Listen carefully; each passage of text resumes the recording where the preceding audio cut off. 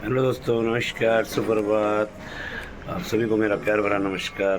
उम्मीद करता हूँ आप स्वस्थ होंगे, मस्त होंगे और हम भी स्वस्थ हैं, मस्त हैं। और दोस्तों, मैं पहुँच रहा हूँ देश की राजधानी दिल्ली में। दिल्ली से मैं अभी जा रहा हूँ अपने डेस्टिनेशन पे। आज 2 अक्टूबर गांधी जयंती, मैं जा रहा हूँ राजघाट। तो आप बने रहे वीडियो के साथ और मैं दिखाता हूँ वहाँ पे क्या क्या हो रहा है। जय माता दी। शुरुआत हो रही है सुबह के 6 बजे से और हम जा रहे हैं आज राजघाट। 5 बजे निकलना था, फिर भी एकदम आज बहुत ही महत्वपूर्ण होने वाला है, ऐतिहासिक फैसला होने वाला है आज। यहाँ पे भारी मात्रा में पुलिस बल तैनात है और हमारे साथी हैं हरियाणा सोनीपत से।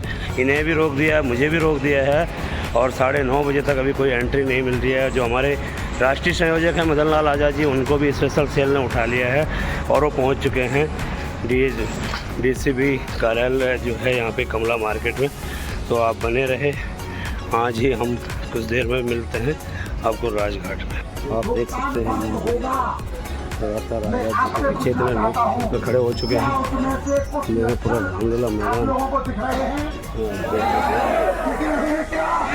गांधी जी को श्रद्धा सुमन समर्पित करना है और राम धुन करते हुए वहाँ भजन करना है। यही हमारा मकसद था। लेकिन यहाँ का प्रशासन हम लोगों को न कहीं बैठने दे रहा है, ना हम लोगों को रामधुन करने ही दे रहा है। तो क्या उम्मीद है आपको कि आपकी मांगें मानी जाएंगी, या अगर नहीं मानी जाएंगी तो कब तक इस तरह का विरोध चलता रहेगा? सर, हम लोग जीवन पर्यंत जी लोकसभा और विधानसभा का बहिष्कार होगा। मतदान का बहिष्कार करेंगे हम लोग अगर मतदान नहीं है। लेकिन 2024 की तैयारियां चल रही हैं, लोग तो कह रहे हैं कि हमारी पार्टी ये कर रही है, हमारी विचारधारा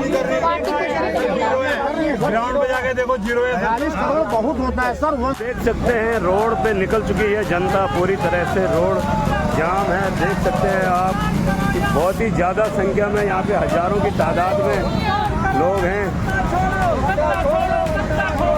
आप देख सकते हैं बहुत ही बड़ी मात्रा में यहाँ पे पूरी तरह से ट्रैफिक को ही जाम कर दिया और इस टाइम में तो पूरा ट्रैफिक जाम हो सकता है। आप देख सकते हैं इस प्रकार से पूरी ठगी पीढ़ी सरकार गूंगी बारी है, भारत सरकार गूंगी बारी। आप देख सकते हैं किस प्रकार से यहाँ पे संघर्ष तपती धूप में यहाँ पे लोग एकत्र होते हैं। हर कंपनी का पैसा हर निवेशक के अकाउंट में चाहिए। जब भारत के प्रधानमंत्री किसानों को 86,000 करोड़ रुपया प्रतिवर्ष दे सकते हैं, तो हमको 2.5 लाख करोड़ क्यों नहीं? ठग लिया है, लूट लिया है। आप बड़ी संख्या में राजघाट पर पहुंच गए। इससे एक सकारात्मक संदेश सरकार तक पहुंचा है कि जैसा आप सोचते थे वैसा हुआ है। मैं इसलिए नहीं पहुंच सका क्योंकि शासन है साहब, शासन के पास बहुत सारे साधन होते हैं। मैं कल से किसी ऑफिसर का फोन भी नहीं उठा रहा था, इसी वजह से मुझे पता था कि वो मुझे अकेले को मैनेज कर लेंगे और ये काम नहीं हो पाएगा कि आप जो है राजघाट तक पहुंच पाए। क्योंकि वो मुझसे जबरदस्ती वीडियो बनवा लेते या ऑडियो डलवा देते कि राजघाट का कार्यक्रम निरस्त किया जा सकता है, कोई राजघाट ना जाए। आज सुबह सुबह मुझे उठाने के पीछे भी पुलिस का यही लक्ष्य था। उन्होंने मुझसे कहा भी कि आप ये लिख करके दे दो, लाइव होकर के ये संदेश दे दो कि कार्यक्रम निरस्त कर दिया गया है। मैंने कहा साहब, आप गोली मार सकें तो मार दो, जेल भेज सकें तो भेज दो, मैं ये संदेश किसी को नहीं दूंगा कि कार्यक्रम निरस्त किया जाता है। तो पुलिस वाले साथी वहाँ मुझे डिटेन करने पहुंचे थे। उन्होंने कहा कि गोली मार क्यों मारेंगे, आप तो एक भला काम कर रहे हैं, अच्छा काम कर रहे हैं, हम भी मानते हैं। लेकिन प्रधानमंत्री का प्रोटोकॉल है कि उनके मार्ग में किसी को भी ना आने दिया जाए, आपको भी किसी भी मूल्य पर नहीं जाने दिया जाएगा। आपको हम जब तक प्रधानमंत्री का मूवमेंट वहाँ से गांधी समाधि से समाप्त नहीं हो जाता तब तक गांधी समाधि नहीं जाने देंगे। उसके बाद आप चले जाना। तो 10 बजे के बाद मुझे दिल्ली पुलिस के स्पेशल स्टाफ ने रिलीज किया और कहा कि अब आप स्वतंत्र हैं, गांधी समाधि जा सकते हैं। मैं गांधी समाधि की ओर बढ़ रहा था, तभी आप लोगों का संदेश मिला कि ज्यादा लोग रामलीला मैदान आ चुके हैं। पुलिस रामलीला मैदान ले आई है आपको सब लोगों को, तो फिर मैं गांधी समाधि पर भी नहीं गया, जबकि मैं पिछले 30 साल से हर 2 अक्टूबर को गांधी जी की समाधि पर जाता हूँ, उनको पुष्प चढ़ाता हूँ और किसी न किसी बात की वहाँ मांग करता हूँ। इस बार मांग यही थी कि देश के 42 करोड़ ठगी पीड़ित जमाकर्ता परिवारों का भुगतान हो। गांधी जी देश के प्रधानमंत्री को सद्बुद्धि दें, उनकी आत्मा का शुद्धिकरण करें और वो ईमानदारी के साथ जो आपको भुगतान की गारंटी का अधिकार दिया गया है अनियमित जमा योजनाएं पाबंदी कानून बनाकर, उस कानून की अनुपालना सुनिश्चित करें।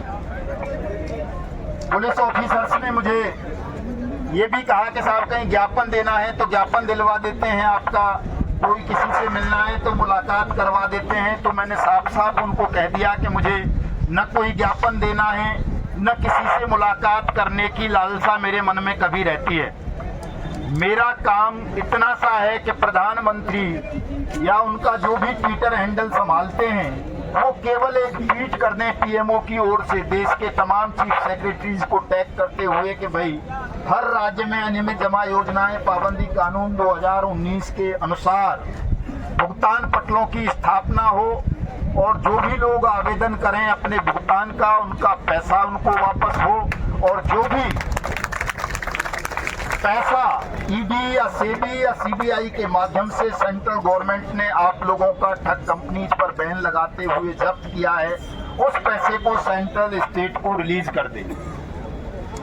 दोस्तों, हमारी चूंकि मैं उत्तर प्रदेश का रहने वाला हूं, तो उत्तर प्रदेश के सरकार में हमारी अक्सर बात होती रहती है। कई बार वो कह चुके हैं कि जी ऊपर से ऐसे आदेश आते हैं कि हम ठगों के खिलाफ कोई सख्त एक्शन ना ले सकें, किसी को इस बर्ड्स एक्ट को सख्ती के साथ इम्प्लीमेंट ना करें। ये सख्ती से तभी क्रियान्वित होगा। जी को घेरने का प्रयास किया है, कल ज्यादा बड़ी संख्या भी हो सकती है और प्रधानमंत्री के कार्यक्रमों का बहिष्कार भी हो सकता है और भारतीय जनता पार्टी समेत तमाम पॉलिटिकल सिस्टम को हराने का काम ये ठगी पीड़ित जमाकर्ता परिवार कर सकते हैं। इसलिए इनकी बात को गंभीरता से लिया जाए, सुना जाए और इनका काम किया जाए। 31 जुलाई को हमने यही ग्राउंड बुक किया था साहब, काफी सारे पैसे खर्च कर लिए थे, लेकिन पुलिस ऑफिसर्स ने यहाँ की परमिशन कैंसिल करवा के 15 अगस्त का समय है, यहाँ कार्यक्रम नहीं करने दिया जाएगा, तो जंतर मंतर पे करना पड़ा था वो कार्यक्रम जी। आज स्वयं पुलिस वाले आपको रामलीला मैदान में ले आए हैं। ये भी आपकी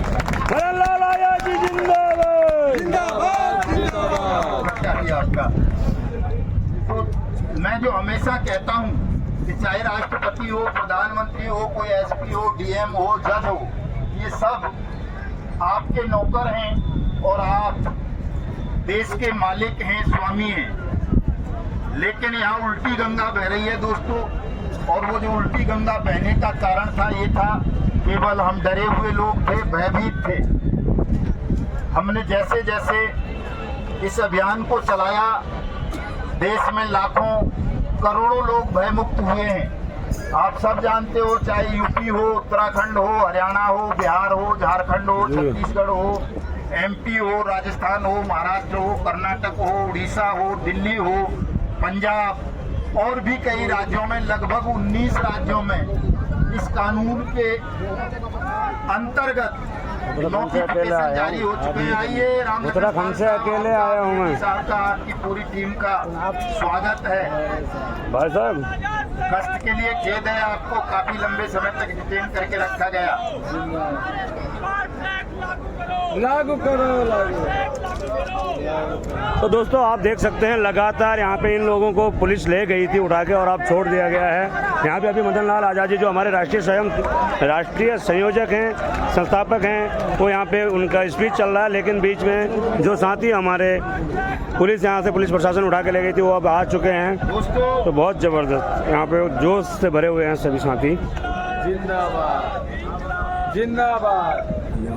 एक क्रांति आप देश में लेकर के आए हो, एक परिवर्तन हुआ है देश में, लोगों की मानसिकता बदल रही है। अब उन्हें लगने लगा है कि वाकई प्रधानमंत्री वगैरह वगैरह ये जो सरकारी पदों पर बैठे हुए लोग हैं, ये जनता के नौकर हैं, इनको घेरा जा सकता है, इनसे न्यायपूर्ण पूर्ण काम करवाए जा सकते हैं। जो लोग बैठे हुए हैं वो ठग हैं, बेईमान हैं, झूठे हैं। उनकी रणनीति ये है कि आप सहारा को लेकर सहारा वाले लड़ते रहो, पीएसीएल को लेकर पीएसीएल वाले लड़ते रहो, टोगो को लेकर टोगो वाले लड़ते रहो।